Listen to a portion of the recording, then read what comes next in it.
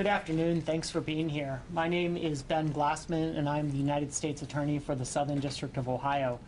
Joining me here at the podium today are Todd Wickerham, the Special Agent in charge of the FBI Cincinnati Division, Ohio Attorney General Dave Yost, Franklin County Prosecutor Ron O'Brien, Columbus Police Chief Tom Quinlan, and Sloan Spalding, the Chief of Staff for Ohio Auditor of State Keith Faber's office.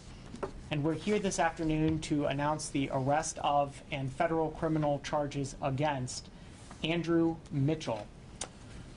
Mr. Mitchell has been on the Columbus Division of Police Force for 30 years, and in March of 2017, he was assigned as a detective to the Vice Unit. According to the allegations in the 7-count federal indictment that was returned by a grand jury here in Columbus last week and unsealed today, however, Mr. Mitchell abused that authority. According to count 1 of the indictment, in July of 2017, Mr. Mitchell, while under the guise of an arrest, picked up a woman, transported her to another location, and then exchanged for her freedom in exchange for oral sex. According to count 2 of the indictment, in September of 2017, Mr. Mitchell picked up a different victim, also under the guise of an arrest, transported her to a different location, and exchanged her freedom in a trade for vaginal sex. And then in late spring of 2018, according to count 3 of the indictment, Mr. Mitchell picked up that second victim again, transported her to a different location, and in exchange for her freedom, traded anal sex.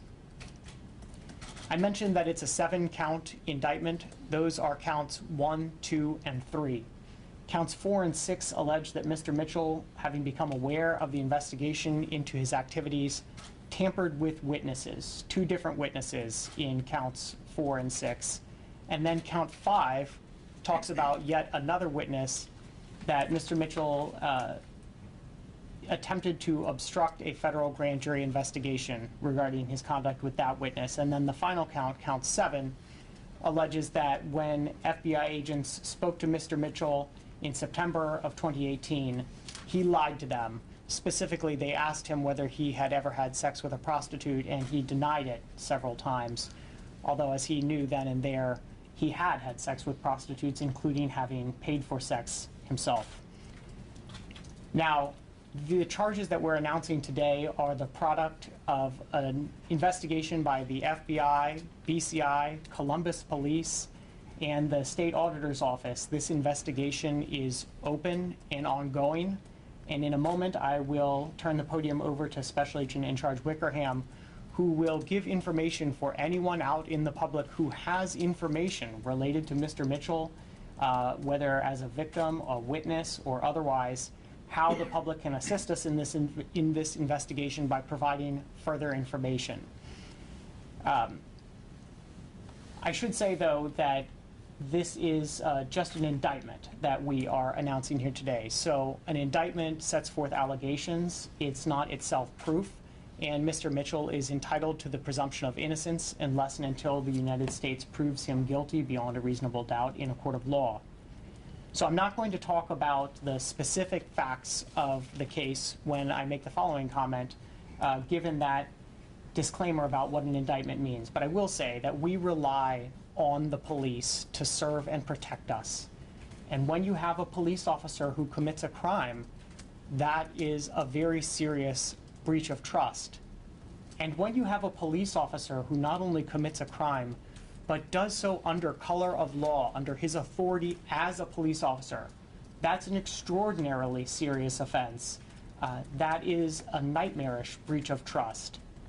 And that is a federal crime.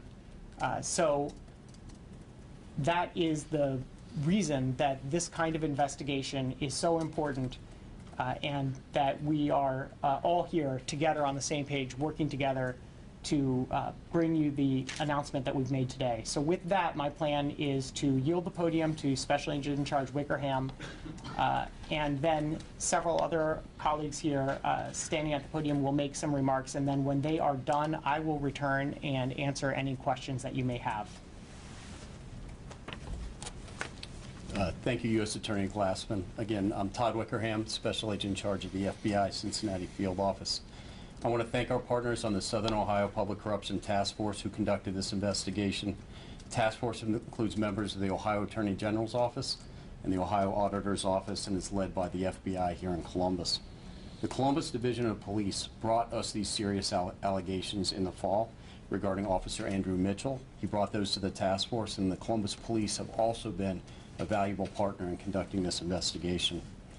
This team is committed to investigating allegations of corruption and abuse by government officials in order to protect the public trust by holding those accountable who abuse their privileges and abandon their responsibilities. The conduct alleged in this indictment by Andrew Mitchell is shocking and revolting, and is compounded by allegations of witness tampering, obstruction of justice, and lying to the FBI during the course of this investigation. Mitchell engaged in this conduct while a police officer sworn to uphold the law, but allegedly used his trusted position to victimize. Information previously provided by the public was critical in this investigation, and we're asking the public again to step up. If they have more information about Mitchell and his criminal conduct, or any other officers engaged in criminal conduct, to contact the Public Corruption Task Force here in Columbus. And how you get in touch with them is by calling 614-849-1777. Again, it's 614-849-1777. Although Mitchell has been indicted for these charges today, this investigation is not over, and we're asking for the public to provide any additional information regarding criminal conduct on his or anybody else's behalf. Again, thanks to the members of the Public Corruption Task Force and the Franklin County Prosecutor's Office and the U.S. Attorney's Office for their work to bring these charges, and for their efforts to hold rogue law enforcement officers accountable for their criminal conduct.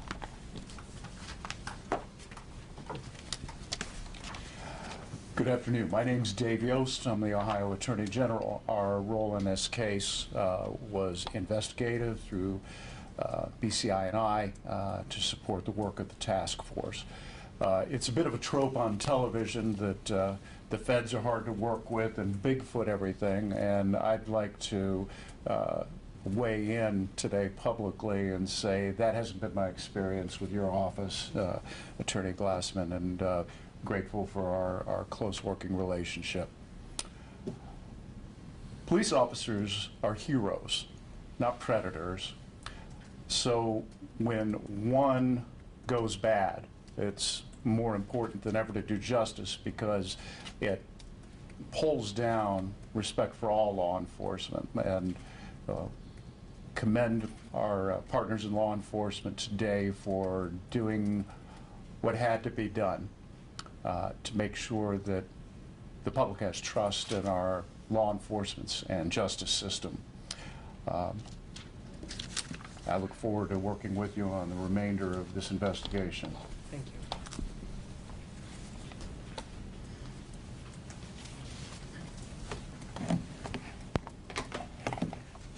Good afternoon. When the Division of Police learned of the allegation against Officer Andrew Mitchell, we immediately initiated an investigation. Facts were discovered during the initial stages of this investigation that led then Chief of Police Kim Jacobs to request the assistance of our federal and state law enforcement partners. I thank the U.S. Attorney's Office, the FBI, and the State's Attorney General's Office for completing a comprehensive investigation that led to today's charges. The Division of Police has cooperated throughout the investigation and supports the actions taken today by the U.S. Attorney. I want to address our community and our officers. The community has every right to be disgusted by the news, as well as anyone who wears this badge. We take an oath to obey the Constitution and laws of the federal, state, and local government. This officer will be held accountable, but I ask for the community's continued support for the 1,900 officers who work hard every day to honor our profession. Thank you.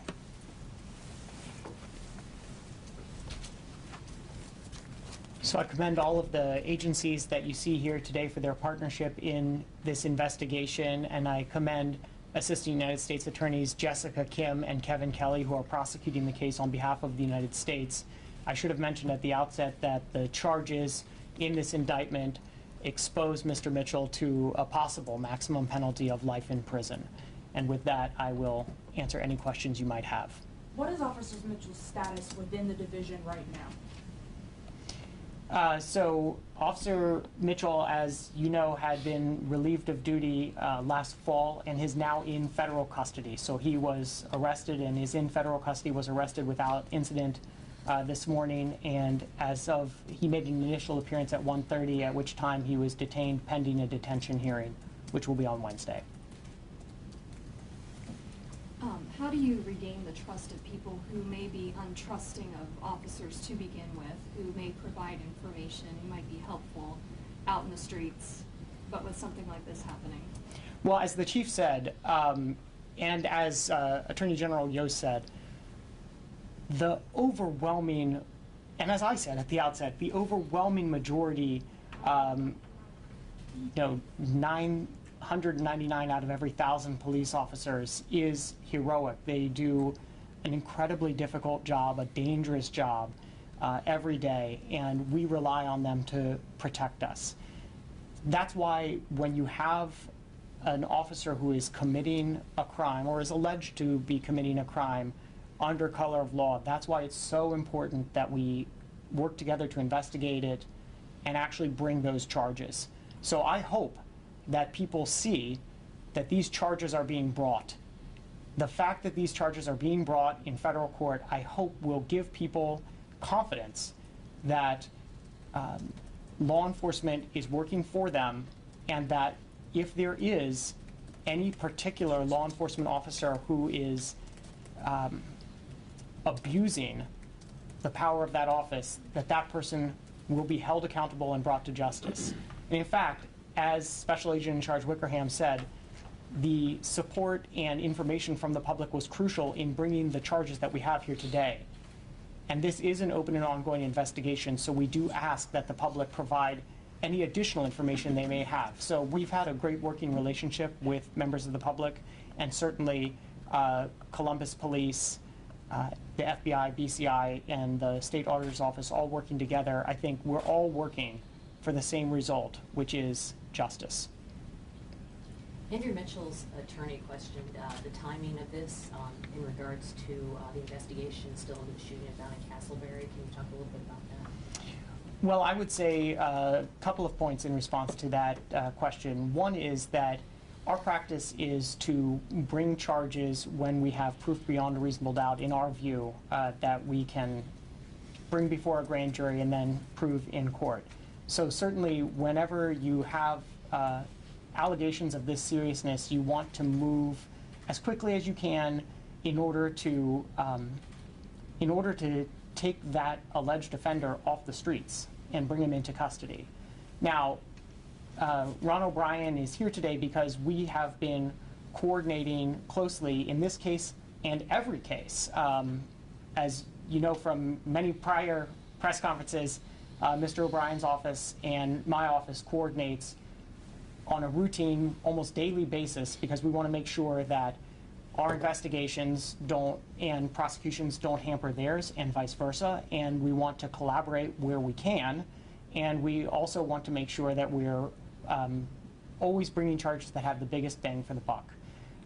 It's my understanding that as a matter of practice, the Franklin County Prosecutor's Office always presents to a grand jury anytime an officer has participated or been involved in a fatal shooting. So that's about the extent of my knowledge on this, but I will yield the podium to Ron O'Brien if he wants to address the matter. Sure. Thank you, U.S. Attorney Glassman. I think, as you all know, we do have an automatic presentation of all police shootings to the grand jury and have had for many years. We obviously were aware of the concurrent investigation of Officer Mitchell being conducted on what were not specifically related to the shooting, but in the same, I guess, arena of on-duty investigation of conduct or misconduct. And so I think I can say, understanding that, as you all know, grand jury proceedings are secret, that we have a completed investigation by the Division of Police that their CERT team has presented to us, and have a date certain within the next month when we would expect to execute that policy of an automatic presentation to the grand jury. I think Mr. Collins, who I understood represented Officer Mitchell, has been advised of that, as well as the family of Donna Castleberry. So I think we are following that policy that the U.S. Attorney referred to, and expect it to result in a consideration by the grand jury of those underlying facts sometime within the next month. So, in the same arena, but I mean, is there anything you can tell us that would suggest that what happened in the car with Donna Castleberry is in any way related specifically? I wouldn't comment on that, Ted, particularly in a press setting.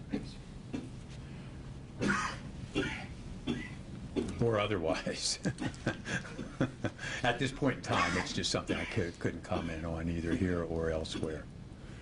There was information that a complaint had been filed against Officer Mitchell with the Internal Affairs Bureau prior to the shooting of Ms. Castleberry.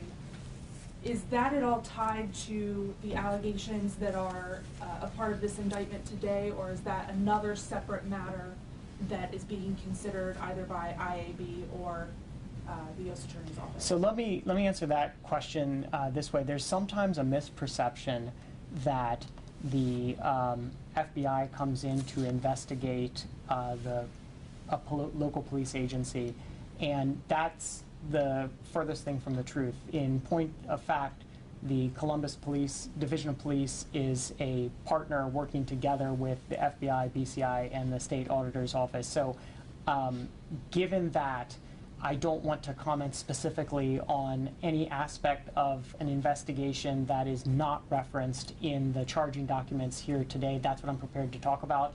Otherwise, I would say, as I have a couple of times, it is an open and ongoing investigation, and if witnesses do have information regarding the activities of Mr. Mitchell or anyone else that it sounds like the things that we've been talking about today, I would ask them to call the number that Special Agent in Charge Wickerham provided.